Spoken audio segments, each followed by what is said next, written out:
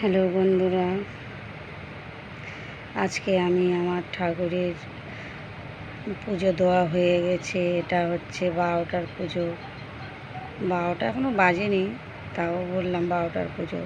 ঠিক আছে, আমি আমার ঠাকুরের পুজো দেওয়া হয়ে গেছে। আমি ফল প্রসাদ দিয়ে মিষ্টি দিয়ে পুজো দিয়েছি, এখন তুলে ভিডিও করছি।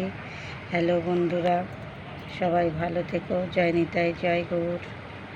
হরে কৃষ্ণ কৃষ্ণ কৃষ্ণ হরে হরে, হরে রাম রাম রাম হরে হরে। হরে কৃষ্ণ কৃষ্ণ কৃষ্ণ হরে হরে, হরে রাম রাম রাম হরে হরে।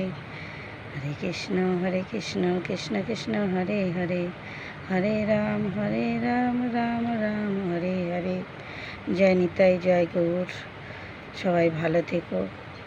সবাইকে বলছি রাধা গোবিন্দকে খেতে দেবে, তারপর লক্ষ্মীনারায়ণকে খেতে দেবে 3 বার। আর গোপাল যদি রাখো কারুর বাড়িতে, গোপালকেও 3 বার খেতে দিও। সবাই ভালো থেকো। জয় নিতাই, জয় গৌর, জয় গীতা।